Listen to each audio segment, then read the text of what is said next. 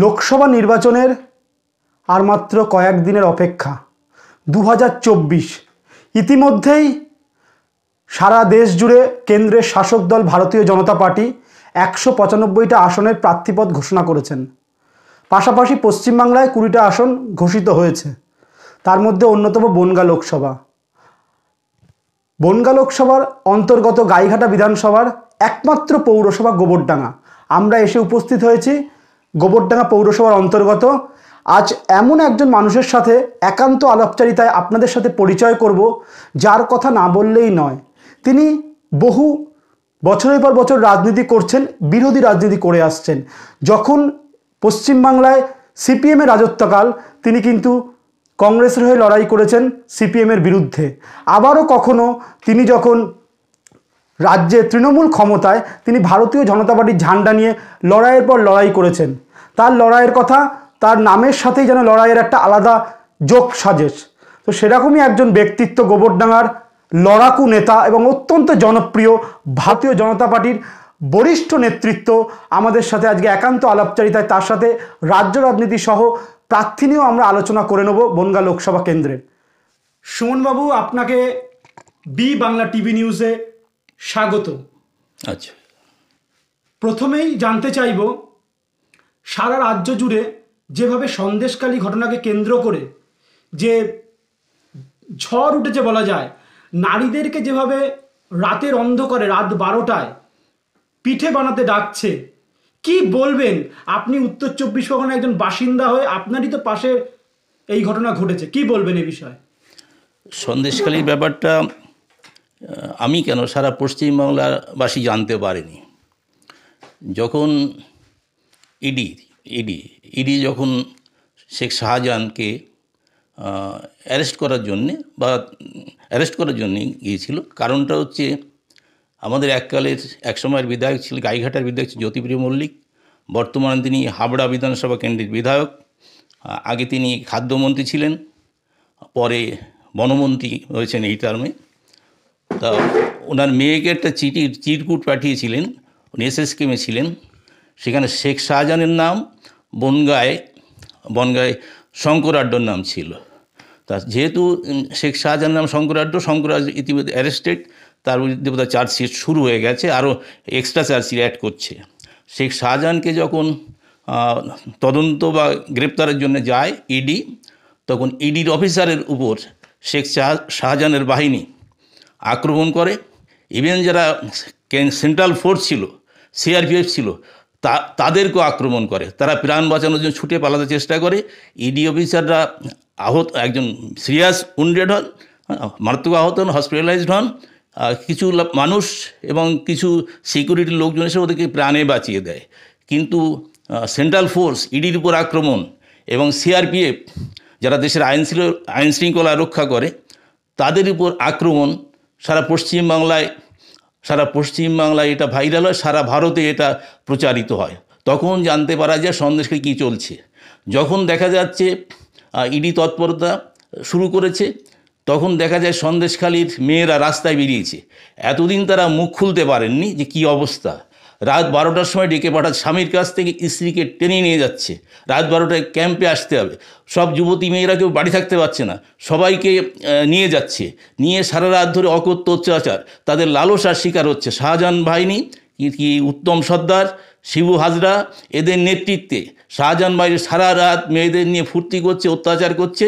সন্দেশখালী এই যে বিভৎস অবস্থা, সারা পশ্চিমবাংলা কেন সারা ভারতবর্ষ জানতে পারেনি। এই সন্দেশখালী এই ঘটনা শেখ শাহজাহান আক্রমণ না করলে, ইডি সিবিআই তৎপরতা না দেখালে এটা জানা যেত না। প্রেসারে পড়ে হাইকোর্টে যখন গেছে, তখন হাইকোর্ট ইডি এবং সিবিআইকে বলেছে আপনারা শেখ শাহজাহানকে গ্রেপ্তার করুন। পুলিশ গ্রেপ্তার করছে না। 56 দিন হয়ে গেল, পুলিশ গ্রেপ্তার করছে না, খুঁজে পাচ্ছে না। তা আলটিমেটলি বোঝা গেল, যখন প্রেশারের পরে প্রেশার হচ্ছে, সন্দেশখালীর মানুষ জেগে উঠেছে, সন্দেশখালীর মা বোনেরা জেগে উঠেছে।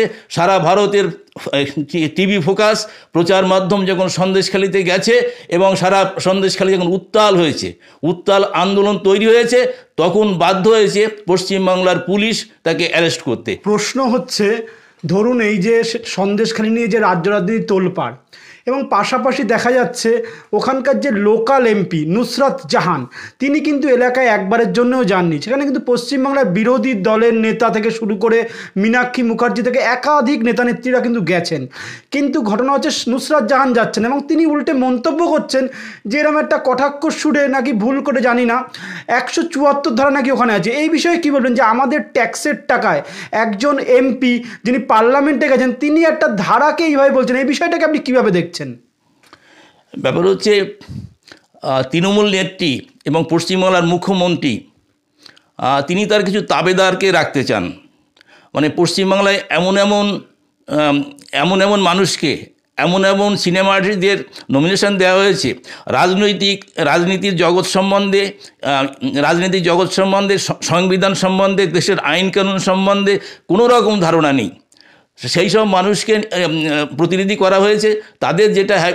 তাদের যে পেশায় আছে সেই পেশায় তারা অভ্যস্ত, বিভিন্ন রকম তারা যেভাবে চলাফেরা করতে চায় অভিনেত্রীরা, তারা সেই পেশা বদলায়নি। এবং আমি যে লোকসভার প্রতিনিধি, 15 লক্ষ মানুষের প্রতিনিধি, আমার দায়িত্ব হচ্ছে এলাকার মানুষের সমস্যা লোকসভায় তুলে দেওয়া, এলাকার মানুষের উন্নয়ন করা। এমপি ল্যাডের যে টাকা, সেই টাকা দিয়ে ডিএমের মাধ্যমে সেই টাকা ইউটিলাইজ করা, লোকের উন্নয়ন করা, এই সব ধারণা নুসরাত জাহানের নেই। আর সে যেসব কাণ্ড কারখানা করছে, একের পর এক কাণ্ড কারখানা করছে, সেগুলো আমাদের যুব সমাজের পক্ষে, আগামী প্রজন্মের পক্ষে লজ্জাজনক। এবং এখান থেকে একটা প্রশ্ন উঠবে, তাহলে কি আপনার কি মনে হয় যে রাজ্যের কি আইন শৃঙ্খলা ভেঙে পড়েছে? তাহলে কি তৃণমূলের কি এই শেষের শুরু, তাহলে কি এই সন্দেশখালি থেকেই শুরু হবে? কি বলবেন? আইন শৃঙ্খলা ভেঙে পড়েছে বলা ঠিক হবে না। আইন শৃঙ্খলা যিনি রক্ষক, যে পশ্চিমবাংলার যিনি মুখ্যমন্ত্রী প্লাস স্বরাষ্ট্রমন্ত্রীর সাথে পুলিশ থাকে, তিনি দেখা যাচ্ছে বিভিন্ন এন্টি সোশ্যাল। বীরভূমের অনুব্রত মণ্ডল, সে বলছে প্রশাসনের পুলিশ। প্রশাসন হচ্ছে মুখ্যমন্ত্রী, স্বরাষ্ট্রমন্ত্রী মমতা বন্দ্যোপাধ্যায়, প্রশাসনের পুলিশকে বোমা মারুন, তার পক্ষে পুলিশ তাকে অ্যারেস্ট করছে না। এবং সেখানে দেখা যাচ্ছে পশ্চিমবাংলার মুখ্যমন্ত্রী এই বলছে কেসটুকু ভালো সংগঠক, যে ভালো সংগঠক আমি তার পিছনে আছি। এবং বলছে 9টার ভিতর ওকে অ্যারেস্ট না করলে পুলিশকে থ্রেট করছে, বাড়িঘর ভেঙে চুরমার করে দেবো। হ্যাঁ, তার চরম ঢাকবে যাচ্ছে। তারপর দেখা যাচ্ছে যে ও যেটা বলছে, যখন ওকে কোর্টে যখন ওকে নোটিশ করা হচ্ছে, সেখানে দেখা যাচ্ছে জেলার এসপি অনুব্রত মণ্ডলকে চেয়ার ছেড়ে দিচ্ছে। পশ্চিমবাংলার মুখ্যমন্ত্রী যারা অপরাধ করছে, যারা মা বোনেদের উপর অত্যাচার করছে, সন্দেশখালী থেকে শুরু করে, অনুব্রত মণ্ডল থেকে শুরু করে, যারা সারা পশ্চিমবাংলায় মানুষের উপর অত্যাচার করছে, আমাদের স্বরাষ্ট্রমন্ত্রী, মুখ্যমন্ত্রী দেখা যাচ্ছে তাদেরকে গার্ড করার জন্য ব্যস্ত হয়ে পড়েছেন। আর সুমনবাবু, একটা প্রশ্ন উঠছে, এই যে সন্দেশখালীর ঘটনাকে কেন্দ্র করে যেভাবে এই রাজ্যে 2-3 দিনের মধ্যে যে কয়েকটা ঘটনা ঘটলো, যেরকম প্রাক্তন বিচারপতি অভিজিৎ গঙ্গোপাধ্যায় ভারতীয় জনতা পার্টিতে আসা এবং পাশাপাশি দীর্ঘদিনের লড়াকু নেতা এবং তৃণমূল কংগ্রেসের প্রায় 2 যুগ বলা চলে, বললেও ভুল হবে না, প্রায় 23 বছর তাপস রায়ে আসা, এটাকে আপনি কি চোখে দেখছেন? অভিজিৎ গঙ্গোপাধ্যায় বিচার ব্যবস্থায় আলোড়ন সৃষ্টি করেছিলেন। সাধারণত বিচারপতিরা তাদের সিকিউরিটি দেয় রাজ্য সরকারের পুলিশ, তারা ভীত সন্ত্রস্ত থাকে, আমি রাজ্য সরকারের বিরুদ্ধে রায় দিলে আমার নিরাপত্তা বিঘ্নিত হবে। অভিজিৎ গঙ্গোপাধ্যায় সেই ভয় ভীতকে উপেক্ষা করে রাজ্য সরকারের একের পর এক জনবিরোধী পদক্ষেপ, চাকরি বিক্রি, ছেলেমেয়েরা হাজারের উপর দিন বসে আছে রাস্তায়, চাকরি পাচ্ছে না, পাশ করেছে, টেট পাস করেছে, এসএসসি পাস করেছে, হাজারের উপর দিন রাস্তায় বসে আছে, গান্ধী মূর্তির পাদদেশে বসে আছে, তারা চাকরি পাচ্ছে না, চাকরি বিক্রি করে দেওয়া হচ্ছে। কি সুজয়বদ্ধ কি কালীঘাটের কাকু, এর মাধ্যমে হাজার চাকরি বিক্রি হয়ে গেছে। অভিজিৎ গঙ্গোপাধ্যায় সেখানে একটা ঐতিহাসিক রায় দিয়ে পশ্চিমবাংলার মানুষের আস্থা অর্জন করেছে। কিন্তু এখানে একটা যে প্রশ্ন উঠছে, মুখ্যমন্ত্রী আজকেও তার নারী দিবসের আগের দিন সভা করতে গিয়ে এবং তার আগের দিন অভিষেক বন্দ্যোপাধ্যায় তিনি কিন্তু পরিষ্কার বলেছেন, আমরা বলেছিলাম উনি এমন কিছু কাজ করেছেন যেটা বিজেপিকে ইন্ডিকেশন করে, এবং তিনি তো সেই দেখাই যাচ্ছে যে তিনি বিজেপিতে জয়েন করলেন। তাহলে কি তিনি কি ওটা কি বিচারপতি কি মাথায় রেখেই ওই জিনিসটা রায়গুলো দিয়েছিলেন বা নির্দেশগুলো দিয়েছিলেন যে তিনি বিজেপিতে জয়েন করবেন, এটা তার ভাবমূর্তি তৈরি করেছেন? এই বিষয়ে কি বলবেন? এটা কিন্তু শাসক দলের তরফ থেকে বারবার ধেয়ে আসছে। ব্যাপারটা হচ্ছে অভিজিৎ গঙ্গোপাধ্যায় অত্যন্ত ভালো মানুষ, অত্যন্ত সৎ মানুষ। তিনি নিরপেক্ষভাবে আইনের ধারা মেনে এবং জনস্বার্থে যেগুলো রায় দেওয়ার দরকার তিনি সেগুলো দিচ্ছেন। সেই জন্য দলমতের ঊর্ধ্বে সারা পশ্চিমবাংলার মানুষ অভিজিৎ গঙ্গোপাধ্যায়কে স্বাগত জানিয়েছে। হ্যাঁ, ছেলেমেয়েরা আর তাপস রায় যেভাবে তৃণমূলে 23 বছর ধরে ছিলেন, তারপরে এইভাবে দল ত্যাগ করলেন, যে মুখ্যমন্ত্রী তাকে ফোন করেনি, তার খোঁজ নেয়নি, কিন্তু অভিষেক বন্দ্যোপাধ্যায় তো খোঁজ নিয়েছিলেন। অভিষেক বন্দ্যোপাধ্যায় কি উচ্চতর নেতৃত্ব নয়? তাহলে কি যে ইডির ভয়েই কি তাপস রায় কি ভারতীয় জনতা পার্টিতে জয়েন করলেন? এই বিষয়ে কি বলবেন? ইডি তাপস রায়ের বাড়িতে গিয়েছিল, কিন্তু তাপস রায়ের বিরুদ্ধে কোনো অভিযোগ, কোনো কাগজপত্র, কোনো অভিযোগ ইডি খাড়া করতে পারেনি। ইডি বুঝেছে তাপস রায় অত্যন্ত সৎ রাজনীতিক, স্বচ্ছ রাজনীতিক, তার বিরুদ্ধে কোনো অভিযোগ পায়নি। দ্বিতীয়বার ইডি আর তাপস রায়ের বাড়িতে প্রবেশ করেনি, তাপস রায়কেই ডেকে পাঠায়নি। কিন্তু তাহলে তো এখান থেকেই প্রশ্ন উঠবে, তাহলে তাপস রায়, যেটা তৃণমূলের অভিযোগ এখন বর্তমানে, যে তাপস রায় তাহলে কেন তৃণমূল ছেড়ে বিজেপিতে গেলেন? যে প্রশাসন বা যেই দল আজকে ইডিকে পাঠালো, সেই দলেই তিনি শত্রুপক্ষের যুদ্ধের আগে জয়েন করা, এটা কি ঠিক কাজ করলেন? এটা কিন্তু তৃণমূলের তরফ থেকে প্রশ্ন উঠে গেছে অলরেডি সারা পশ্চিমবাংলা জুড়ে। আমি একসময় ছাত্র পরিষদ করতাম। তাপস রায় যখন সভাপতি, তখন আমি ছাত্র পরিষদ করতাম, তৃণমূলে জন্ম হয়নি। অশোক দেব যখন সভাপতি, তখন আমি ছাত্র পরিষদ করতাম। জয়ন্ত ভট্টাচার্য যখন ছাত্র পরিষদের সভাপতি, তখন আমি করতাম। বঙ্গবাসী কলেজ, সুরেন্দ্রনাথ কলেজ, সেন্ট পল কলেজ, তাপস রায়ের একটি কলকাতা বিশ্ব তাপস রায়ের অ্যাক্টিভিটিস দেখেছি, অশোক দেবের অ্যাক্টিভিটিস দেখেছি। অত্যন্ত লড়াকু নেতা। এবং 48 নম্বর ওয়ার্ডের কাউন্সিলর ছিল তাপস রায়। একটা নির্বাচনে তাপস রায়ের বাড়িতে যখন ওই র্যাব তাড়া করেছিল, আমি পালিয়েছিলাম, বোম্বিং হচ্ছিল। প্রবীর চৌধুরী রিংয়ের মাধ্যমে রিঙিয়ে তাপস রায়কে একবার হারিয়েছিল। তার আগের বার তাপস রায় 48 নম্বর ওয়ার্ডে রেকর্ড ভোটে জিতেছিল, সারা কলকাতায় সবচেয়ে বেশি ভোটে জিতেছিলেন তাপস রায়কে। তাপস রায় অত্যন্ত লড়াকু ছেলে। এবং যে শুভেন্দু অধিকারী কালকেও বলছিলাম, আগেও জানি, শুভেন্দু অধিকারী তাপস রায় যখন ছাত্র পরিষদের প্রেসিডেন্ট পশ্চিমবাংলায়, তখন শুভেন্দু অধিকারী তাপস রায়ের অধীনে কাজ করেছে। অনেক জুনিয়র শুভেন্দু অধিকারী, তাপস অনেক জুনিয়র। এবং শুভেন্দু অধিকারীর বাড়িতে তাপস রায় গেছে, তার দিব্যেন্দু অধিকারী তাপস রায়কে ফোন করেছিল এবং ওর বাবাকে শিশিরদা বলে ডাকে। আমি শিশিরদার সাথে কথা বলবো, শিশিরবাবু ঘুমিয়ে পড়েছে, আমি শিশিরদার সাথে পরে কথা কালকে দেখছিলাম টিভিতে বলছি। তাপস রায়ের সাথে দীর্ঘদিনের রিলেশন। তাপস রায়কে আমি চিনি, আমার সাথে ব্যক্তিগতই নেই, কিন্তু তাপস রায় ইলেকশনে আমি গিয়েছিলাম, ছাত্র পরিষদ কর্মী হিসেবে তাপস রায় ইলেকশনে গিয়েছিলাম সে অনেক বছর আগে। 48 নম্বর ওয়ার্ডে তাপস রায়কে প্রবীর চৌধুরী বলে সিপিএমের একজন কর্মী হারিয়ে দিয়েছে রিগিংয়ের মাধ্যমে। এমনি ইলেকশনে পারেনি। তাপস রায় অত্যন্ত লড়াকু, অত্যন্ত সৎ মানুষ। এবং দীর্ঘদিন ধরে তাপস রায়ের যে কোয়ালিটি, তাপস রায় ছাত্র পরিষদ সভাপতি ছিল, তখন মমতা বন্দ্যোপাধ্যায় যুব প্রেসিডেন্ট হয়েছিল। প্রদ্যুৎ গুহর পরে মমতা বন্দ্যোপাধ্যায় যুব প্রেসিডেন্ট হয়েছিল, তখনও তাপস রায়ের সাথে একটা দ্বন্দ্ব প্রদেশ কংগ্রেস হয়েছিল, আমি ব্যাপারটা জানি। কিন্তু তাপস রায় দীর্ঘদিন লড়াকু। তাপস রায়ের যে কোয়ালিটি, তাপস রায় সেইভাবে কিছুই পায়নি। একটা উপমুখ্য সচিব পদ তৈরি করে দেওয়া হয়েছে। আগের বার তবে একটু রাষ্ট্রমন্ত্রী করেছিল, এবার কিছুই করেনি। তাপস রায় সাপারার, আরও আছে, নামগুলো বললাম না, এই অশোক দেব থেকে শুরু করে অনেকেই সাপারার, যারা কিছুই পায়নি যোগ্যতা থাকতে, তাদের মান সম্মান রক্ষা হচ্ছিল না। তাই তাপস রায় বাধ্য হয়েছে, এই দলে আমি মান সম্মান নিয়ে বাস করতে পারবো না, আমি রাজনীতি করতে পারবো না। মাঝে তো ক্ষোভে, দুঃখে, যন্ত্রণায় বলেছিল আমি রাজনীতি ছেড়ে দেবো। ক্রিকেটের ক্রিজে যেমন সম্মান থাকতে ক্রিকেটার ছেড়ে দেয়, আমিও রাজনীতি ক্রিজ ছেড়ে দেবো সম্মান থাকতে। কিন্তু পরবর্তীকালে দেখা গেছে শুভেন্দু অধিকারী হোক, যেভাবে হোক বিজেপি নেতারা বলেছে, তারপরদা আপনি বিজেপিতে অবহেলিত, আপনি উপেক্ষিত, আপনি আমাদের দলে আসুন। শুধু শুভেন্দু অধিকারী, সজল ঘোষ থেকে শুধু তমগ্ন ঘোষ, সজল ঘোষের বাবাকেও চিনতাম, প্রদীপ ঘোষ 50 নম্বর ওয়ার্ডের কাউন্সিলর ছিলেন। সজল ঘোষ আজকাল লড়াকু নেতা, বিজেপির যুব নেতা। তমগ্ন ঘোষকে চিনতাম। পরবর্তী যদি আপনার আসবো, যে আপনি মূলত লড়াই করেছেন গোবরডাঙ্গায়, গোবরডাঙ্গা কেন্দ্রিক আপনার লড়াই, বিভিন্ন জায়গায় কান পাতলে গোবরডাঙ্গায় শোনা যায়। সুমন মণ্ডল মানে গোবরডাঙ্গার যে কোনো প্রতিবাদে আপনি লড়াই করেন। তা গোবরডাঙ্গা সম্পর্কে আপনি যদি কিছু বলেন, যে গোবরডাঙ্গা নিয়ে আপনি যে লড়াইগুলো করেছেন, সেগুলো যদি একটু দর্শকদের জানান। গোবরডাঙ্গা নিয়ে আমরা পৌর উন্নয়ন পরিষদ করতাম।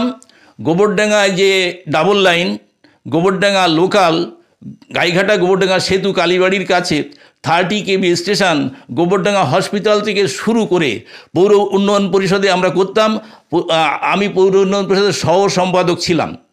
অ্যাট এ টাইম এখনও সম্ভবত আছি, কমিটি খুব একটা কাজ করে না, এখনও সহসম্পাদক আছি, পৌর মেম্বার ছিলাম। প্রবীর মজুমদার, ভুবন রায় সরস্বতীর নেতৃত্বে তারা দুজন যুগ্ম সম্পাদক ছিলেন। আমরা ডিএম অফিসে গেছি, এসপি অফিসে গেছি, এসডি অফিসে গেছি, দিনের পর দিন আমরা ডেপুটেশন দিয়েছি। প্রবীরদা এবং ভুবনদার নেতৃত্বে আরও অনেকেই ছিলেন, সবার নাম আর বললাম না, অনেকের নেতৃত্বে দিনের পর দিন DM office, SP office, SD office. Gobardanga হাসপাতাল কান পাতলেই, যেটা একটা চালু হাসপাতাল, যেভাবে বন্ধ হয়ে গেছে, বিভিন্ন সময় আন্দোলন হয়েছে, সে বিষয়ে আপনার ভূমিকা কতটা কী ছিল? গোবরডাঙ্গা হাসপাতাল বন্ধ হয়ে গেছে, এটা যন্ত্রণাদায়ক, বেদনাদায়ক। গোবরডাঙ্গার মানুষ চিকিৎসা পায় না। রাতের বেলা যখন মানুষ অসুস্থ হয়ে পড়ে, স্ট্রোক হয়, গোবরডাঙ্গা হাসপাতালের দরজা বন্ধ। আগে চিকিৎসা পাতো, আর কিছু না হলে অক্সিজেনটা পেতো, প্রাথমিক ট্রিটমেন্ট পেতো, এবং গোবরডাঙ্গা অপারেশন পর্যন্ত হতো।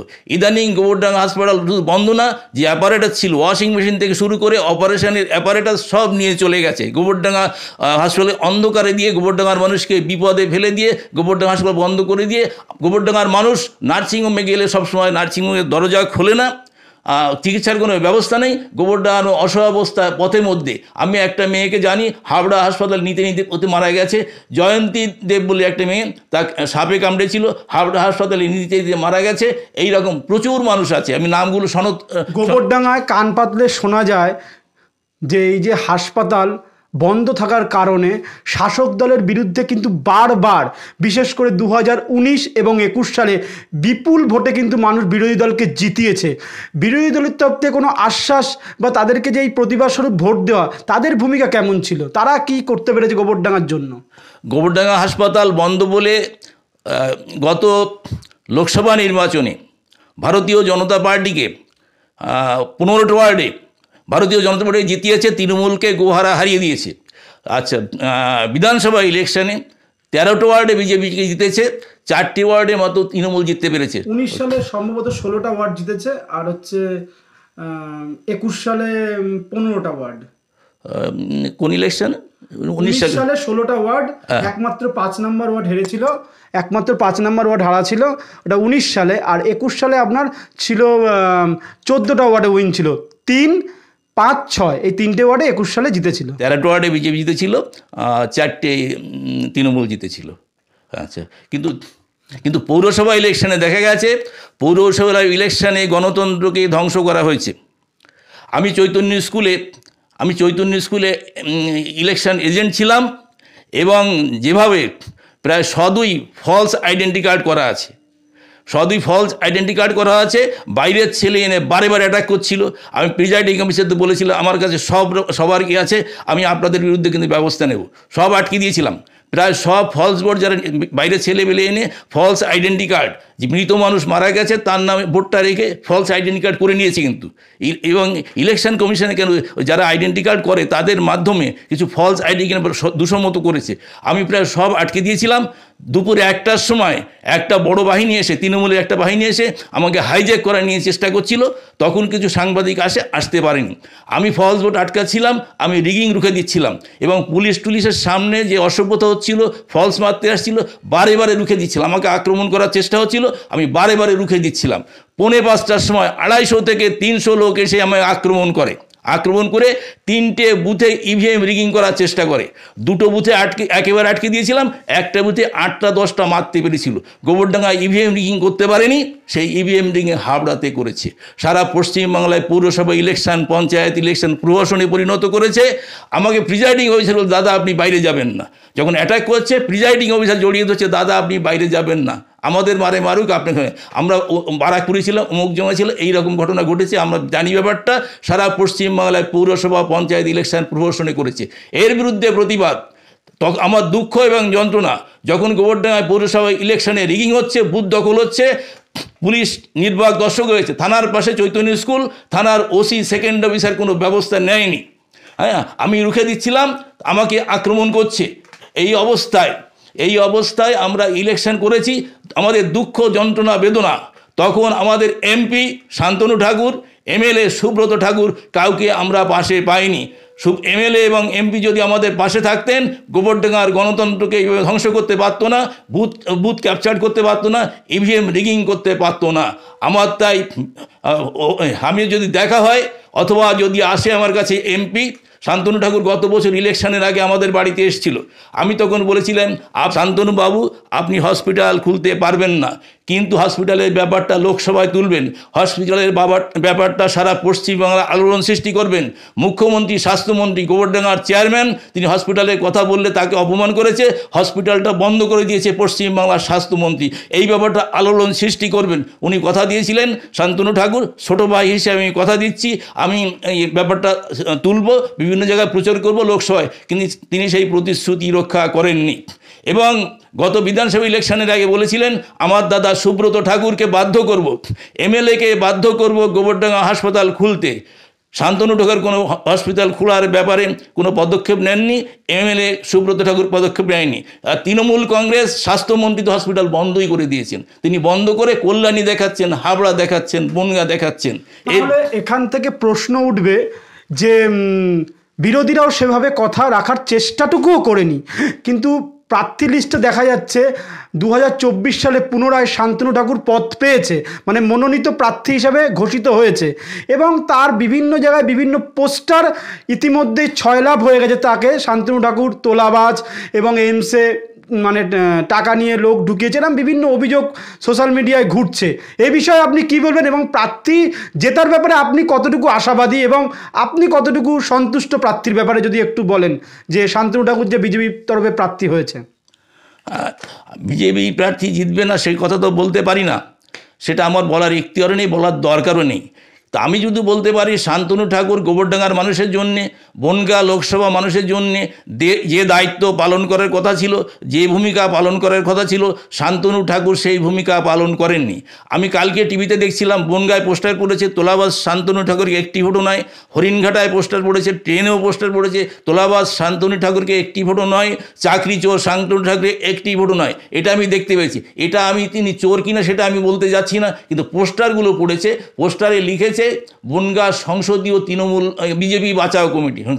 আমি তাকে চোর বলতে যাচ্ছি না, আমি জানিও না ব্যাপারটা, কিন্তু ব্যাপারটা হচ্ছে উনি গোবরডাঙ্গা থেকে শুরু করে টোটাল বনগাঁতে উনি জনপ্রতিনিধি, মানুষের অভাব, অভিযোগ, দুঃখ, যন্ত্রণা, ব্যথা, কান্না এগুলো তিনি লোকসভায় তুলে ধরেননি, এলাকার উন্নয়নের জন্য তিনি কোনো চেষ্টা করেননি। চেষ্টা করেছেন হয়তো এমপিলারের টাকা দিতে পারেন, তৃণমূল আটকে দিয়েছে, তার টাকা কাজে লাগেনি, কিন্তু তাকে এলাকায় আমরা দেখতে পাইনি। পৌরসভা ইলেকশনে গণতন্ত্রকে ধ্বংস করা হলো, পৌরসভা ইলেকশনে গণতন্ত্রকে ধ্বংস করা হলো, মানুষের অধিকার কেড়ে নেওয়া হলো, মা বোনকে অপমান করা হলো, পশ্চিমবাংলায় গণতন্ত্রের সমাধি রচিত হলো। চৈতন্য স্কুল আমি যেখানে ছিলাম কোনোদিন এইভাবে র্যাগিং হয়নি। এইবার নক্করজনকভাবে ইতিহাসকে কলঙ্কিত করে চৈতন্য স্কুলে যে ঘটনা ঘটিয়েছে শাসক দল, তার বিরুদ্ধে আমার তীব্র প্রতিবাদ। আমি এই প্রতিবাদকে সোচ্চারিত করতে দিল্লির ইলেকশন কমিশন থেকে শুরু করে সব জায়গায় আমি চিঠি পাঠাবো। এই ঘটনা যে এই নাম্বার এত নাম্বার 3টে বুথে এইভাবে রিগিং হয়েছে, সারা পশ্চিমবাংলায় গণতন্ত্র ধ্বংস হয়েছে, আপনারা সিআরপিএফ পাঠিয়ে ইলেকশন কমিশন যথাযোগ্য ব্যবস্থা নিন। মানুষের অধিকার নিয়ে যারা সিনিমিনি খেলছে, গণতন্ত্রকে পুনরুদ্ধার করতে, গণতন্ত্রকে ফিরিয়ে আনতে, মানুষের অধিকার প্রতিষ্ঠিত করতে, পশ্চিমবাংলার গণতান্ত্রিক অধিকারকে প্রতিষ্ঠিত করতে, পশ্চিমবাংলায় গণতন্ত্র বিপন্ন সেই কলঙ্কময় যুগ থেকে পশ্চিমবাংলায় উষার আলো আনতে ইলেকশন কমিশন নিরপেক্ষ সংস্থা, আপনারা যথাযোগ্য ব্যবস্থা নেবেন আশা রাখি। ইতিমধ্যেই তো বাহিনী প্রবেশ করে গেছে গোবরডাঙ্গায় এবং শান্তিপূর্ণ নির্বাচনের তাগিদে নির্বাচন কমিশন কাজ শুরুও করে দিয়েছে। ভোট ঘোষণার আগেই তারা কিন্তু পাঠিয়ে দিয়েছে বাহিনী, সে বিষয়ে আপনি কি বলবেন? বাহিনী ঘুরছে। আমি কলকাতায় আমার মেয়ে যাদবপুর ইউনিভার্সিটি ইঞ্জিনিয়ারিং পড়ে, সেখানে আমি ছিলাম। আমার মেয়ে অসুস্থ হয়েছিল, মেয়েকে আনতে গেছিলাম, আমার সামনে বিএসএফ সিআরপিএফ টহল দিয়েছে, আমি দেখতে পেয়েছি। গোবরডাঙ্গায় শুনেছি বিএসএফ বা সিআরপিএফ টহল দিচ্ছে। শুধু টহল দিলে তো হবে না, বিএসএফ তারা বাইরের লোক, তারা এলাকা চেনে না। থানার ওসি যেভাবে তাকে ইউটিলাইজ করবে সেইভাবে এলাকায় সন্ত্রাস সৃষ্টি করছে, সেই পরিবেশকে মানুষের আস্থাকে ফিরিয়ে আনতে হবে, শুধু ঘুরলে হবে না। এবং যাতে শুধু পুলিশের হাতে দায়িত্ব না দিয়ে পুলিশ মন্ত্রী মমতা ব্যানার্জির কথায় উঠছে বসছে, পুলিশ তার দায়িত্ব পালন করছে না। অশোক স্তম্ভ কাঁধে নিয়ে পুলিশ শাসক দলের দালালি করছে, নিরপেক্ষভাবে কাজ করছে না। পুলিশ যাতে নিরপেক্ষভাবে কাজ করে, সিআরপিএফ, বিএসএফ, তারপর সিআইএসএফ ইউটিলাইজ হয় ঠিক মতো, পাড়ায় ঘুরবে, ভোট কেন্দ্রে আস্থা অর্জন করবে, সেইভাবে যাদের মাধ্যমে, যে সংস্থার মাধ্যমেও তাদের নিজস্ব সংস্থা। 2024-এর যে নির্বাচন, সেটাকে কেন্দ্র করে গোবরডাঙ্গাবাসীকে আপনি কি বার্তা দেবেন এবং আগামীকাল আন্তর্জাতিক মাতৃদিবস, মায়েদের উদ্দেশ্যে কি বলবেন? আগামীকাল মাতৃদিবস, কিন্তু মাতৃদিবসের আগে সন্দেশখালিতে যে ঘটনা ঘটিয়েছে, সন্দেশখালির মা বোনের ইজ্জত মান সম্মান নিয়ে যে ঘটনা ঘটিয়েছে, পশ্চিমবাংলার ইতিহাসে কলঙ্কময় দিনগুলো, এই কলঙ্কময় দিনগুলো ইতিহাসে লিপিবদ্ধ। 2024-এর নির্বাচন, সেই নির্বাচনকে কেন্দ্র করে আপনি গোবরডাঙ্গাবাসীকে কি বার্তা দেবেন? গোবরডাঙ্গাবাসীর বার্তা হচ্ছে, মানুষের গণতন্ত্রকে বাঁচিয়ে রাখতে হলে বিরোধী দলকে সক্রিয় হতে হবে, সংবাদ মাধ্যমে সক্রিয় হতে হবে। শাসক দল যদি গণতন্ত্রকে নষ্ট করতে চায় তার বিরুদ্ধে প্রতিরোধ করতে হবে, জনগণকে ওয়াকিবহাল নিয়ে তার বিরুদ্ধে আন্দোলন গড়ে তুলতে হবে, শাসক দলকে বাধ্য করতে হবে জনস্বার্থে। আপনার তো শাসক দলের বিরুদ্ধেই ভারতীয় জনতা পার্টিকে ভোট দেওয়া হয়েছিল, ভারতীয় জনতা পার্টিও তো সেই কথা রাখেনি। সেই উদ্দেশ্যে আপনি কি বার্তা দেবেন? মানুষ তাহলে এখন কি করবে? আপনি একজন গোবরডাঙ্গার নেতৃত্ব হয়ে কি বলতে চাইছেন, মানে আপনার বার্তাটা কি গোবরডাঙ্গাবাসীর জন্য আগামী 2024-এর নির্বাচনকে কেন্দ্র করে? আমার বক্তব্য হচ্ছে, যে এমপি দায়িত্ব পালন করেনি, গোবরডাঙ্গার মানুষের সাথে, গোবরডাঙ্গা থেকে শুরু করে সারা বনগাঁ লোকসভা কেন্দ্রে দায়িত্ব পালন করেনি এই রকম, এবং তার বিরুদ্ধে যে পোস্টার উঠছে জানি না তিনি ব্যক্তিগতভাবে কি সেটা বলতে পারবো না, কিন্তু তিনি জনপ্রতিনিধি হিসেবে দায়িত্ব পালন করেনি। এইরকম জনপ্রতিনিধি তাকে তার নমিনেশন ক্যান্সেল করে, যিনি জনদরদি, যার মানুষের প্রতি দরদ আছে, সহমর্মিতা আছে, মানুষের সুখে দুঃখে যিনি থাকেন, এইরকম একজন মানুষকে নমিনেশন দিলে, এবং আমি কেন্দ্রীয় বিজেপি নেতৃত্বকে বলবো, যার আন্তরিকতা আছে, সহমর্মিতা আছে, বনগাঁ লোকসভার মানুষের প্রতি দরদ আছে, এইরকম একজন মরমী মানুষকে এখানে প্রতিনিধি করা হোক, বিজেপি থেকে প্রার্থী করা হোক। এই প্রতিনিধিকে প্রত্যাহার করে নতুন প্রতিনিধি পাঠানো হোক, নতুন বিজেপি প্রার্থী করা হোক। আমি বিজেপি নেতৃত্বের কাছে অ্যাপিল রাখবো এটা। শান্তনু ঠাকুরকে তো তার জেঠিমা মানে মমতা বালা ঠাকুর, যিনি কয়েকদিন আগে রাজ্যসভার এমপি হয়েছেন, তিনিও তো একাধিক অভিযোগ করেছেন তার অর্থ নিয়ে, তার বাড়ির কনস্ট্রাকশন নিয়ে, বিভিন্ন বিষয়ে দুর্নীতি। তিনি ইডি তদন্ত চেয়েছেন। তিনি কিন্তু রাজ্যের কাছেও দাবি করবেন, যদি প্রয়োজনে রাজ্য সরকার এই নিয়ে সোচ্চার না হয় তাহলে কিন্তু তিনি কোর্টে যাবেন বলে হুঁশিয়ারি দিয়েছেন। সে বিষয়ে কি বলবেন? মমতা ঠাকুর, শান্তনু ঠাকুরের আপন জেঠিমা, মমতা ঠাকুরকে চিনি, তার কাছে নিশ্চয়ই কোনো তথ্য থাকতেও পারে। আমি এই ব্যাপারটা তো জানি না। আমি নিজে মমতা ঠাকুরের কাছে নিশ্চয়ই কোনো তথ্য আছে বা অথেন্টিক কিছু আছে যার জন্য তিনি অভিযোগ করেছেন, কিন্তু আমি তো ব্যাপারটা জানি না। না জেনে আমি অকারণ কোনো অভিযোগ আমি জানাতে পারি না। এ বিষয়ে মমতা ঠাকুর করেছেন, তার ব্যক্তিগত ব্যাপার। তিনি প্রাক্তন এমপি, বর্তমান বোধহয় রাজ্যসভাতে আবার তৃণমূল দল তাকে মনোনীত করেছে এমপি হওয়ার জন্য, রাজ্যসভার এমপি হওয়ার জন্য। তিনি ব্যক্তিগতভাবে বলেছেন, তিনি হয়তো কিছু জানেন, আমি এ ব্যাপারটা কিছু বলতে পারবো না। এটা মমতা ঠাকুরের ব্যক্তিগত বিষয়। আপনাকে অসংখ্য ধন্যবাদ আপনার মূল্যবান সময় আমাদের বি বাংলা টিভি নিউজকে দেওয়ার জন্য। আপনাকে আবারও একবার অসংখ্য ধন্যবাদ বি বাংলা টিভি নিউজের পক্ষ থেকে। আপনাদেরও ধন্যবাদ। আপনারা শুনেই নিলেন, সুমন মণ্ডল গোবরডাঙ্গা ভারতীয় জনতা পার্টির একজন স্টলওয়ার্ড নেতা, যার সম্পর্কে আপনারা জানেন গোবরডাঙ্গাবাসীতে তিনি কীভাবে লড়াই করেছেন। এরকম আরও নিউজের আপডেটের জন্য অবশ্যই নজর রাখুন শুধুমাত্র বি বাংলা টিভি নিউজের পর্দায়। ক্যামেরায় সুভাষিস সরকারের সাথে সন্তোষ সাধুকার রিপোর্ট, উত্তর 24 পরগনা।